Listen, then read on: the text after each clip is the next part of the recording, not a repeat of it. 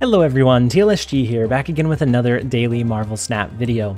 So today we have another build that is pretty heavy on the Series 4 and Series 5 cards. The only Series 5 card that was not in the token shop is Shuri, but outside of that we have a couple of Series 4 cards. We have our Attuma and we have She-Hulk. Now in this list I feel like She-Hulk is really consistent. Could she be replaced? Yes, with another solid drop for your late game power push. But what she does is add a lot of flexibility into when and how you play your cards. Because if you drop Shuri on 4, then she allows you to skip on turn 5. You can do both a She-Hulk and a Taskmaster on that last turn to push a lot of power. And so I don't know that I would try replacing She-Hulk in this list. It would do okay, but if you don't have her, you might build something else. Now, Attuma is a different story entirely. He is very good in this list, but he could be replaced a little bit easier. You have another 4-cost drop, and with this card and with the way that this deck is built, if you replace him, you want to put another 4-cost drop in. So I would probably do something like Typhoid Mary just for the high power. Ideally, you're going to be able to double his power and then copy it with your Taskmaster. And so Typhoid Mary would hurt the rest of your board, but a lot of times you're going to be pushing so much power that the couple of points that it drops, it might not be the end of the world. And if you don't want Typhoid Mary, you could go with something with a 8-power base, like a Crossbones, but that is still situational as well. And so the overall list and the idea behind it is finding ways to use Zabu that doesn't entirely lean on Zabu. So if you don't draw him, how do you win? And if you do draw him and they decide to Enchantress it, you still want that backup or alternative playline. And so if we drop Zabu on 3, a lot of times on 4, we're going to be dropping 2 4-cost cards. So if we happen to have both Wong and Shuri, we're going to drop both of those. If we have Shuri and Attuma, if we have Wong and Attuma, we will drop both of those into figuring out the latter part of our game, depending on what we have in hand. So probably the highest roll that you could do with this deck would of course be a Shuri into Wong into a Red Skull, which would be 60 power, into a Taskmaster, which is another 60. But if you're wanting some kind of explosive last turn surprise play and you can keep tempo in one of the other lanes, you could do Zabu into a Wong and then Shuri and then Attuma into an armored or protected lane or an empty lane. And all of a sudden you have a 40 power push on the board, all that was developed in that last turn that doesn't require any kind of pay in to be able to do it. It doesn't require any kind of enabler other than Zabu. Now, something that I found that has won me quite a few cubes is developing your board early, especially with all of the Broods and the Silver Surfers that we've seen. A lot of times they're going to rely on those on reveal abilities to finish off the game. If we can develop the board, let's say we are winning in the Brood lane, but just by a few points, we can strategically drop Cosmo as our last turn play, along with maybe a Lizard and a Zero, to be able to block their own reveals on that last turn. We can block their Wong, Mystique, and Silver Surfer combo, and end up blocking them from doing their late game power push or payoff that they have built up into. And so then a lot of times you can sneak higher cubes because of that surprising play line, rather than just dropping raw power. So this list has a surprising amount of flexibility. I've had some incredible success with it. Last season, I actually climbed to Infinite with a Shuri list. It was much different than this one, but I think this one improves upon everything that I had built previously and just makes it better. So let's go ahead and jump over into a couple of games. I hope you guys enjoy. All right, so first up we have Mix OP. The first location is Shuri's Lab, which is phenomenal. Surely that will do. Surely that will help us find our win condition. We are going to be able to do something like a Red Skull, and that's going to be 30 power. If we happen to draw into Shuri, Shuri's Lab is going to be perfect. We can then tempo drop Shuri, do a 60 power Red Skull. If for some reason we get Shuri and Wong, we could do a 120 power Red Skull. The possibilities are just so vast. I think we're going to go ahead and drop Armor into Mojo World. We don't have much else. They did hit our Zabu, so we can't drop that on Curve. We will be able to drop it next turn. I guess not on... We'll be able to drop it on 4, not on Curve. And then Kiln is a tough one because it will lock down after turn 4. So I think it comes down to where are we going to push our power. So do we try to compete for Mojo World and make sure that that location is capped out? Or do we push some power into Kiln? I think we're competing for Mojo World. I think we leave Kiln as is, because otherwise we're going to do Lizard into a Zabu on the next turn, and that's just not phenomenal.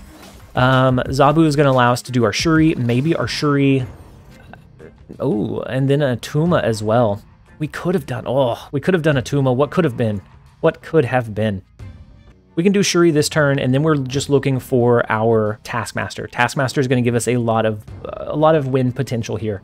So let's go with the Shuri. If they have a Magneto and they rip some of our cards out of this lane, that is unfortunate. They'd be able to pull the Shuri, and then maybe another card out as well.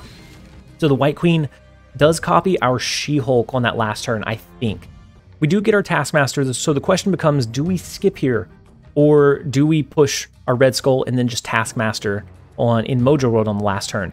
I think we're going to skip here. We are going to allow She-Hulk to go down to 1 cost. We're going to be able to do She-Hulk and Taskmaster on that final turn for a really, really big double play. Now, if they have an arrow and they fill this one up ahead of time, maybe that's an issue. But otherwise, I think we're absolutely fine. We wanted to make sure that they had initiative going into this turn. That way, they can't Shang-Chi, they can't... a leader is not going to be as impactful, because a leader for them is going to copy the 9-power She-Hulk. Ours is going to be 18, and then it's going to double from there. And so leader is much less impactful. The Taskmaster play is much less impactful as well. And so we have the positional advantage over them. I don't think they're going to be able to counter this play line. An arrow, if they have an arrow plus a 1-cost card, for some reason, they could tempo match us here. That would be the way that they win, but they don't have it. So they do end up retreating. And that's the issue that I've been having with this deck, is that I get a really good game, but we don't see it all the way through. But this one was as close as I've gotten. Most of the time it ends in an early retreat after turn 1. We will take that one. Let's go ahead and jump over into the next one. All right, next up we have Haiktia. The first location is the Tinkerer's Workshop, so we're going to have 1 additional energy to start out the game. We're going to go ahead and throw our armor onto the board. We have our Shuri, we have Red Skull, we have She-Hulk, so we have a couple of pieces for a potentially good combo here. The second location is Bar with No Name, so we want to avoid that one at all costs. If they have something random like a Doc Ock, that could be really scary for us.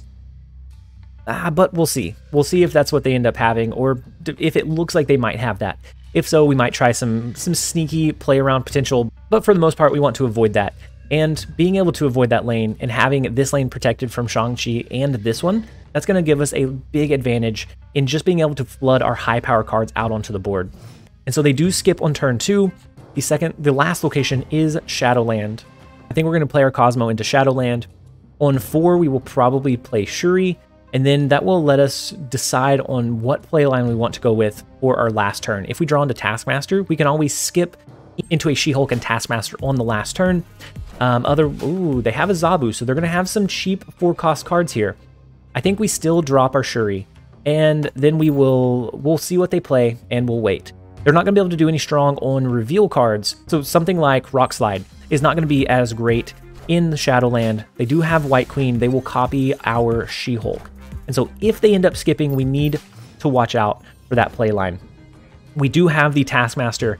They said that they're losing. I don't know that I believe them. We are going to skip here, and we're going to go with the same play line that found us, or would have found us, the win in the last game, and that is skipping on 5 into a She-Hulk to the right, and then a Taskmaster to the left. Now, if they have an arrow, we could lose to an arrow.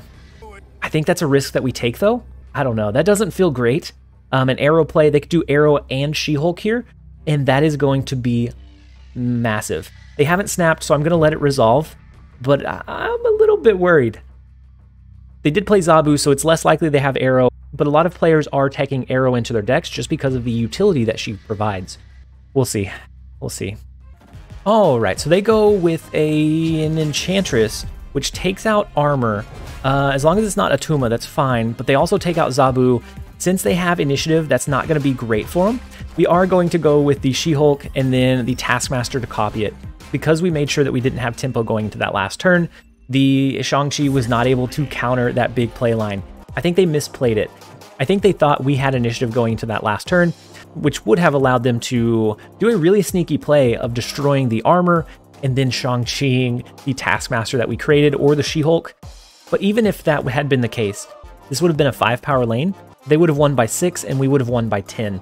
Even if it had resolved correctly, we would have been okay. Let's jump over into the next one. All right, so next up we have Sky Sander. The first location is Eternity Range. The second one is Luke's Bar. So if we drop our Zabu, we can continually drop our Shuri into a play that following turn. Hopefully one of them being Atuma.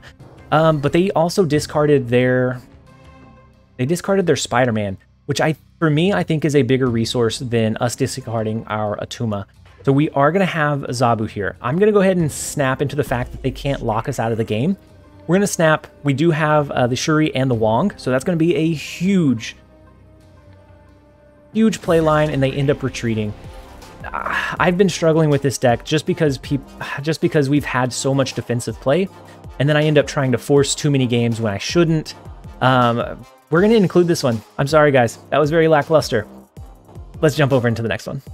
All right, next up we have All-Knowing Turtle, and I think I'm done snapping until we get our games. I've played for a very long time and haven't been able to get our games to go the way we need them to, mainly because we'll win some, but a lot of times it's turn 2, turn 3 wins because we snapped early knowing that we had a good setup and the opponent retreated. And then that causes us to force into those games where the opponent snaps back. We try to force things to happen. I've played way more games with this list than I should have, and we're climbing. It's just we're not getting games that go all the way to the end. And so it's a very slow, tedious process. And so I think I'm done snapping until we finish off our games. But next up we have All-Knowing Turtle. We do drop 0 on turn 1 so that we can 0 out the lizard into nowhere on 2. That way it's just going to be there. It's going to be safe. We can then do a Cosmo on 3, and we're looking to dig into our Shuri, our Red Skull, something that's going to give us a big power push onto the board from there. We do get our Shuri, and so this is where I would typically snap. I would snap. We would get 1 cube out of the transition. So it's a conundrum. Like I really want to snap so that it's good content. It's showing you guys where and when to snap.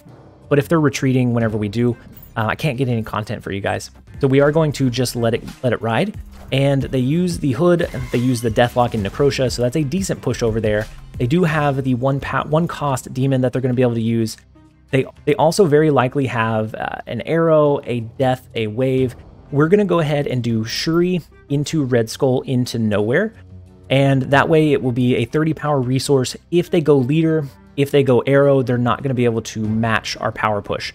And so next turn, if they end up going with the wave combo, even if they arrow our card back into Necrotia, that's fine. We keep the lead. And a Killmonger might destroy our 0, but that's okay. We don't necessarily need it. The demon comes down, the Carnage comes down. That gives them 8 power in nowhere. But we do have the Shuri that went off. Now, if they use an arrow this turn and pull that card over, then we keep advantage here, and we can just lean into that because we will have advantage in nowhere as well. Let's go with the Red Skull. Then we can do the Taskmaster into Necrotia. That's gonna protect us from a leader counterplay on that last turn. And so if they leader, it's not going to be as big for them. They do use wave, and so they're going to have a pretty big play, maybe a leader and a death. So a death here would be another 12, it'd be another 14. But that's not enough there. The leader play is not going to protect them here. If anything, the Taskmaster copies the wave. I'm going to let this one play out. That way we can see the end game. I know that you guys don't feel the pain from the viewer's perspective, but my gosh, we ended in the retreat anyways. We're going to take that one. We're going to showcase it, but my gosh, we will take the 1 cube. Let's go ahead and jump over into the next one. All right, next up we have Trojan, and Trojan's a viewer on the channel. They did beat me earlier running a Galactus deck because they capped out one of my lanes and it gave them a free Galactus on the last turn. So what we are hoping for is that is not going to happen here. We are going to be able to play most of our cards so that we cycle back in with the Atelan location into a lot of our stronger resources. But I do think we have the situational or positional advantage. We have armor, we have Sunspot, so even if they lock us out of the last of the Atelan location with like a Spider-Man, that's okay. We're going to be able to continue to skip and gain power. We are going to throw Zabu into Stark Tower. That is going to reduce the cost of our 2-cost cards, and we have all 3 that are going to be left in our deck to potentially draw. And so they do go with the Green Goblin, which is very scary, but they can't do the Hobgoblin here. And so I think what we want to do, I think we're going to drop our Cosmo. That's going to protect us from a Galactus play, but that's knowing that they're running Galactus. We can do Atuma into the Atelan location on the last turn, or we could just do it naturally and it gives us a good 10 power push because of the armor play. What do they go here? They go wave. So they will be able to drop any card that they want on this upcoming turn. They can't do Galactus though. And so I assume that they're going to be looking for a place to drop their Hobgoblin. They can't do it here. I'm going to make sure that they can't do it here. And then we do have the Wong that comes down in Sakaar. So if we do draw into Shuri, we can do Shuri into Lizard on that following turn to get a huge Lizard.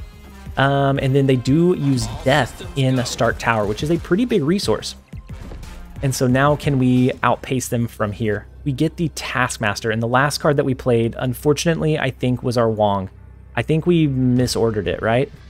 I'm going to use Zero and Lizard both into Stark Tower. I think at this point they've been stumped. I don't think they have a win condition, but we are going to let this one play out. I think because Trojan is a viewer, they are going to let us resolve this one, but most likely this would have been a retreat from any other player, I think. I don't know that we ever had enough of an advantage to snap here, just because of the awkward play line around a Teal'c and just some of the lower value cards and the lack of space that we had. And so it ends in a retreat as well. So even with not snapping, just right now, it feels like a lot of people are playing incredibly defensively. And so we have to snap early, but then if they snap back, we were falling into the trap of staying it out, even when it wasn't necessarily the right play. And so I'm going to take that last retreat. I'm sorry, guys. I spent 3 times as long playing games on this list because I was skipping. I skipped the first probably 15 retreats or games just because they ended super early because of tactical defensive play. And that's okay, but it just makes for less exciting content. So I hope that you guys enjoyed the video. If you want to see more of this list, let me know. I can run it on Monday when we do a live stream. That way we can see it a little bit more in live practice and potentially climb that way. But I hope that you guys enjoyed it. If you did, make sure to leave it a like and a comment down below. And as always, this has been TLSG. Later, guys.